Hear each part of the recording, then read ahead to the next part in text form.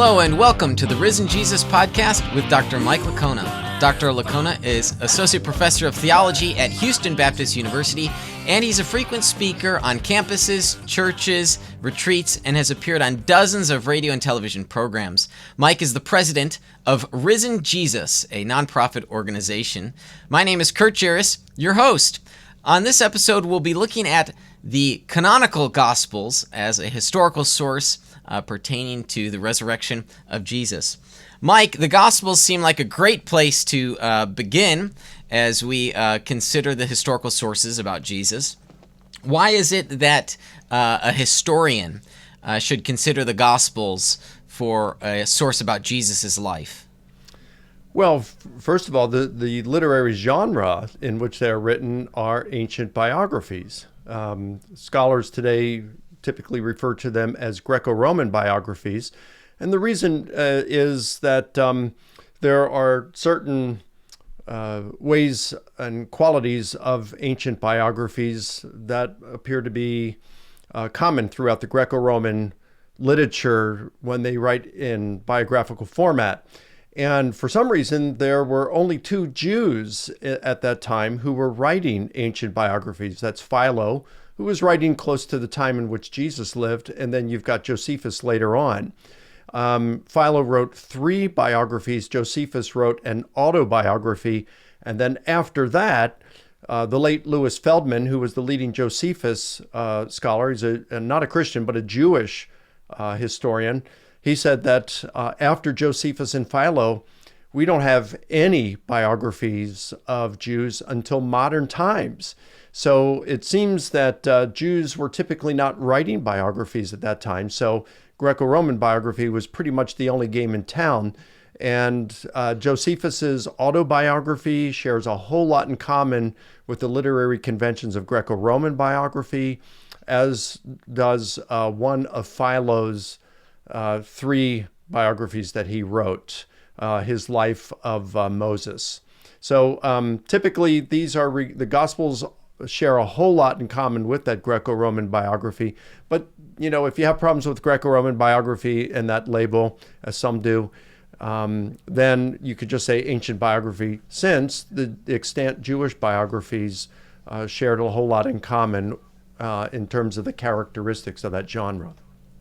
So what you're saying is that, and I want to be careful here, that the Gospels are not history, but the Gospels are historical. That's correct. And let's be clear about that. When we say history, the difference between biography and history is history, when you're writing a history, it's like Roman history, okay? Or the history of the Peloponnesian War by Thucydides, or the war with Jugurtha, or the war with Catiline by Sallust. These are histories because they're discussing a war, an era, a nation, things like that. The book of Acts in our New Testament is a history of the first 3 decades of the Christian church. A biography, in contrast, is, I think what you said, correct. It is historical, just like a history is, but it's called a biography because it focuses on the life of an individual. And the genre there of ancient biography, part of the challenge, as you've seen, is that there's a spectrum of the historical nature of a biography. Is that fair to say? Yeah, it's like the life of Apollonius of Tyana by Philostratus. Most historians don't believe that contains a tremendous lot of accurate information. They do think that it contains some accurate information about Apollonius of Tyana, who was a philosopher who lived in the 1st century. But a lot of things in there they would say, is not trustworthy. You've got the life of Aelius in the Historia Augusta in the late 4th century that is regarded as largely unreliable. Lucian of Samosata, in his book How to Write History, mentions a biography of Alexander the Great written by Aristobulus. And he says that Aristobulus presented a rough draft of the biography to Alexander while they were on a voyage, and Alexander took it and threw it overboard after reading it, and he told Aristobulus that he should do likewise with him, because Aristobulus had included stories that were entirely fictional, like Alexander taking on an elephant single-handedly and killing the elephant. So, I mean, this just shows that not all biographies are equal. Not all biographers were interested in the same degree of accuracy as others. Now, you have some that were more concerned with it. So, someone like Suetonius is considered the greatest Roman biographer, and he writes closer to how we write biographies today, even though he's got a lot of weaknesses in his writings. Like, he's indiscriminate in his use of sources. His attention to details such as dates and numbers are entirely unreliable. Plutarch is regarded as the greatest of all ancient biographers, and as Christopher Pelling, the leading Plutarch scholar in the world, would say, Plutarch is true enough. Plutarch will not hesitate to bend the facts a little in order to suit his portrait, the portrait he's trying to paint of his main character. So, they varied in the kind of accuracy and precision to which they were committed. So, yes, the Gospels are ancient biographies, but that only biographies, but it only takes us so far because they varied in their accuracy. Fortunately, you've got Matthew and Luke, and we can measure, as you can with Plutarch on occasions, like Plutarch's Life of Coriolanus. Studies have been done and suggest that Plutarch's only source, his only source was Dionysius of Halicarnassus. And so we can compare Plutarch's account with Dionysius's and see what Plutarch does with that source. Does he fill in the gaps at times? Yes, he does that. He invents material, but there's verisimilitude. It's according to what we know would have occurred at that time, such as the Roman soldiers, making sure that they have their will written out on paper and on their bodies when they go into battle.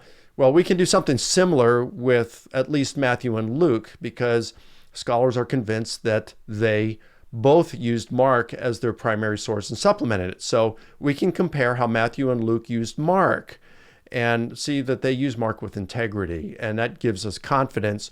Where we can test Luke and Matthew, they come out looking pretty good. And so where we can't test them, they should get the benefit of the doubt.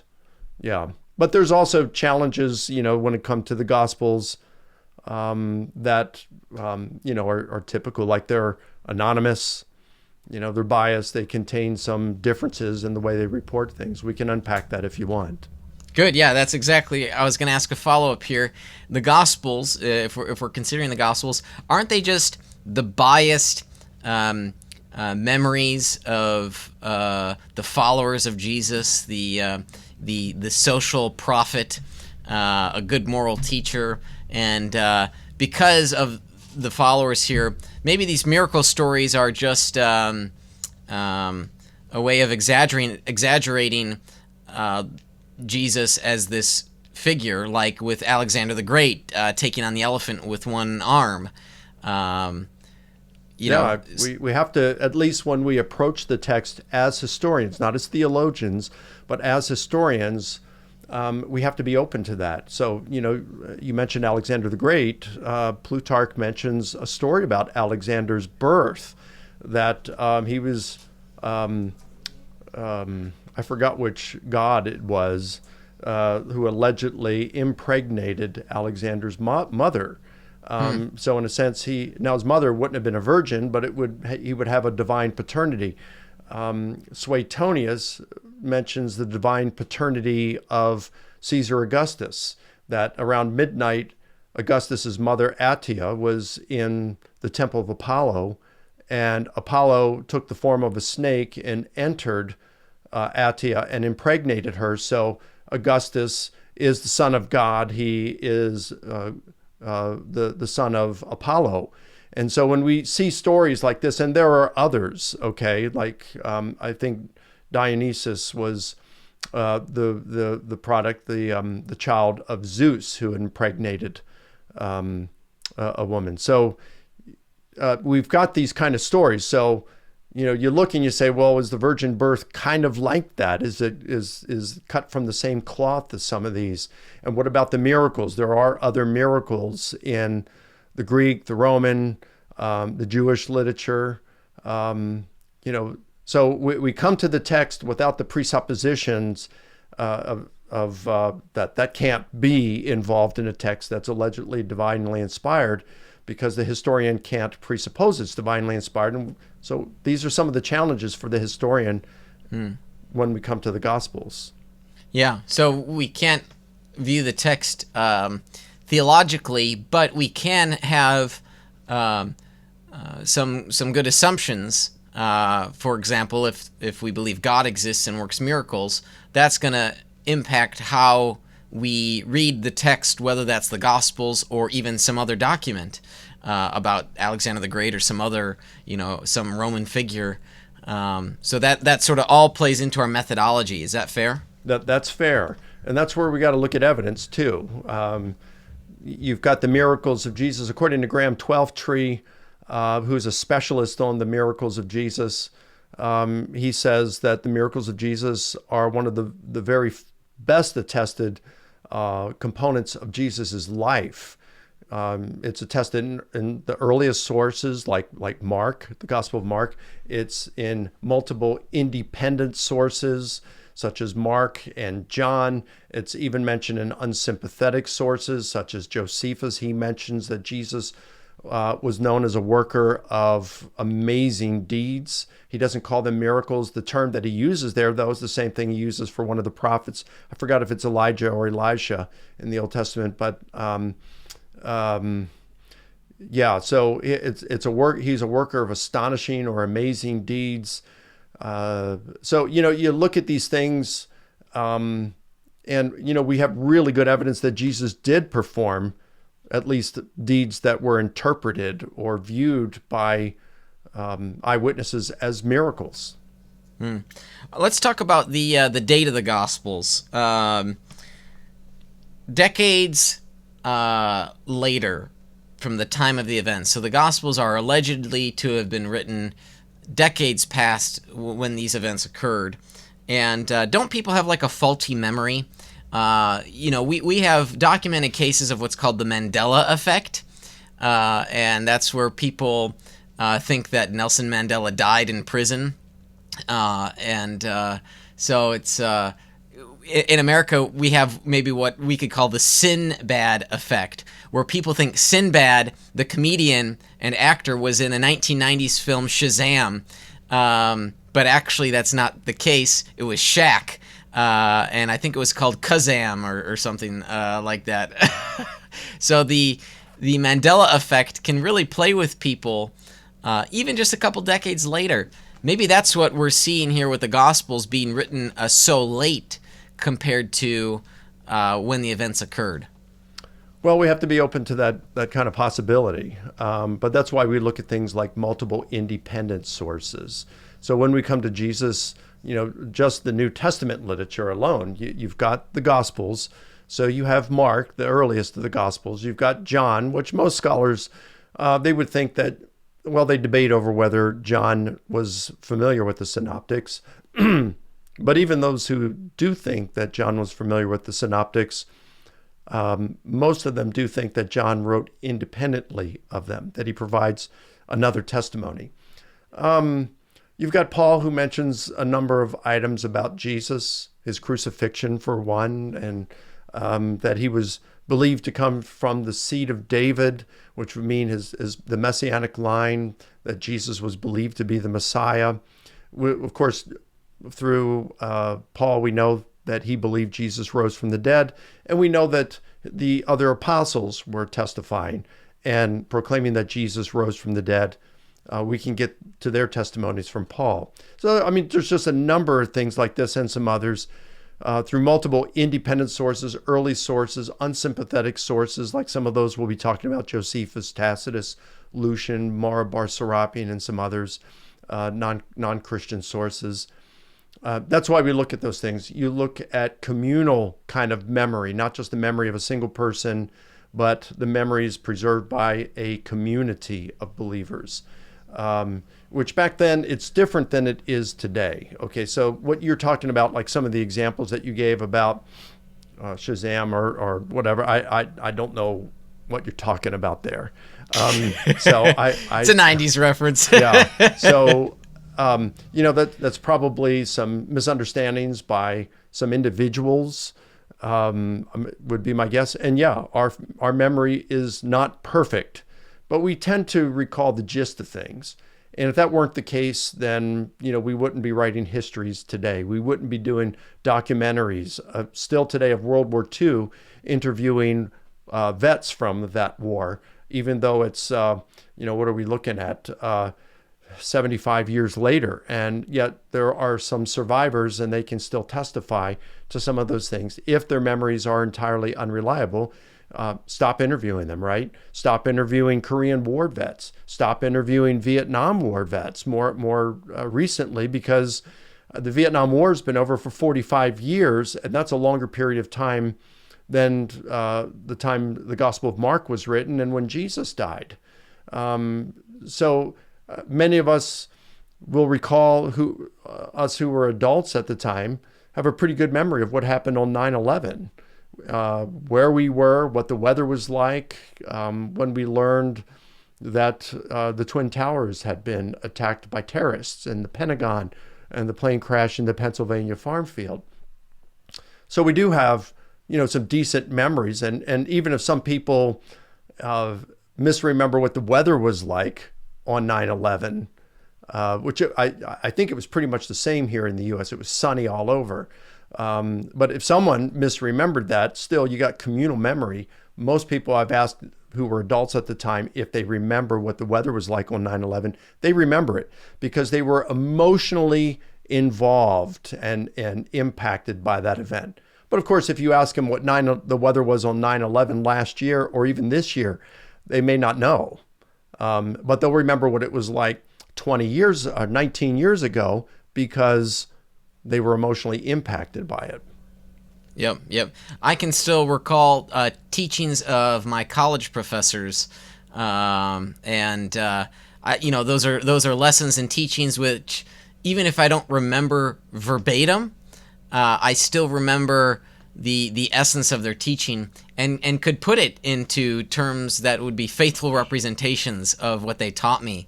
They impacted me in that manner. Yeah, that makes sense. And there's an example, a guy named Joe Galloway who was a combat reporter with Lieutenant Colonel Hal Moore, that is represented by the movie We Were Soldiers with Mel Gibson and Sam Elliott in it.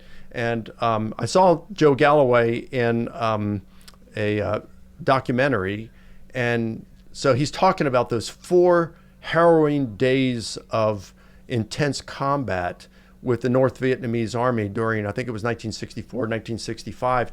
And he says, you see it, you live it, you experience it, and it will be with you all of your days. And he's saying this decades later.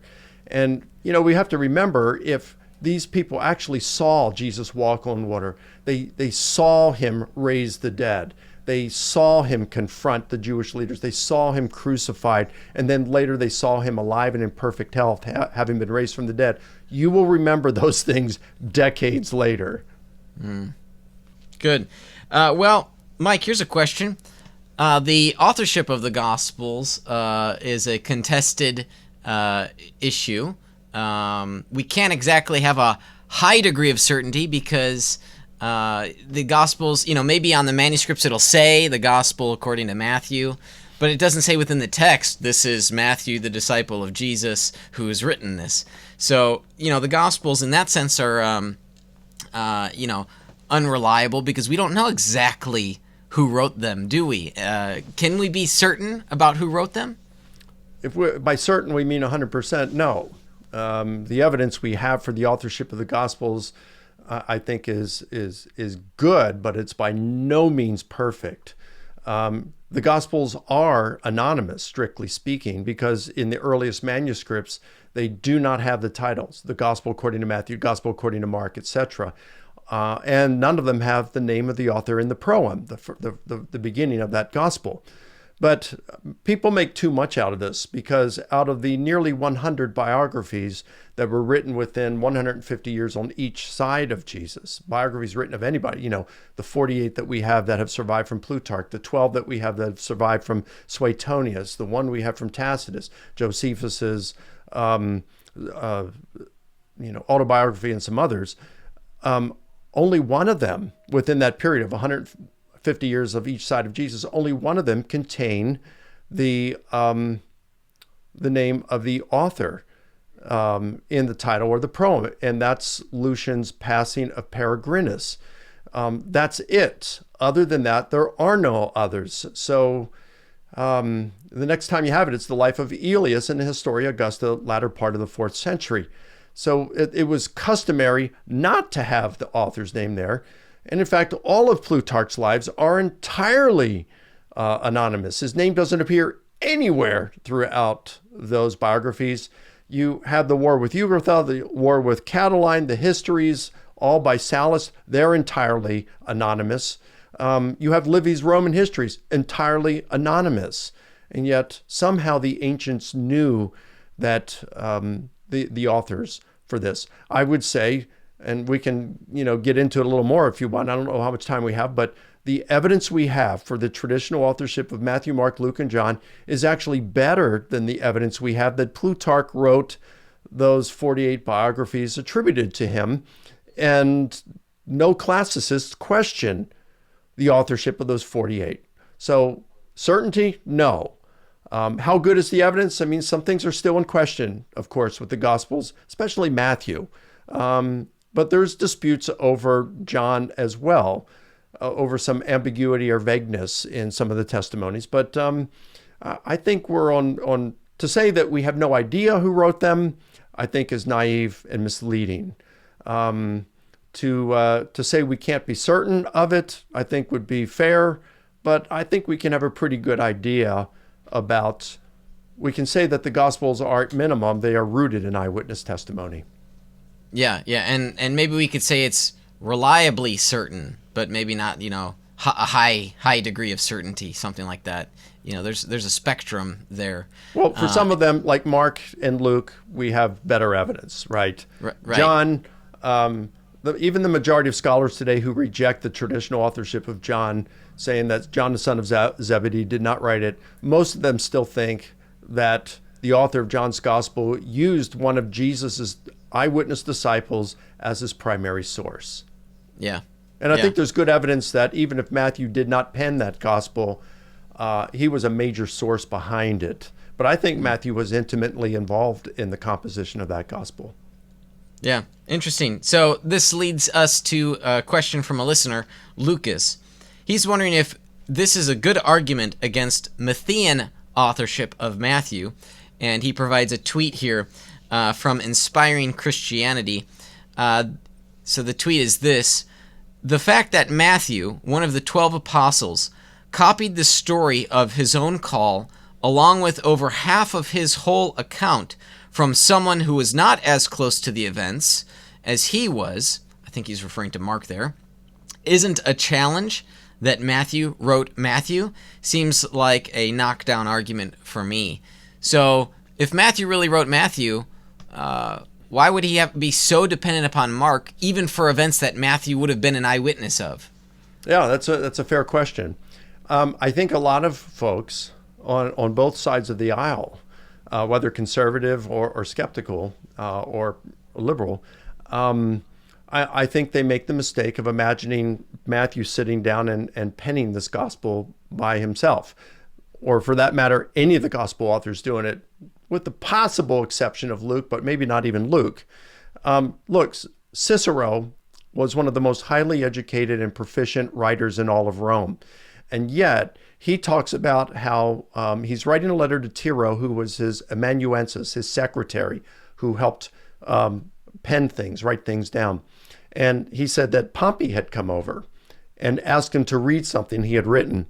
And Cicero says that he declined to do it because Tiro had not had the opportunity to improve it.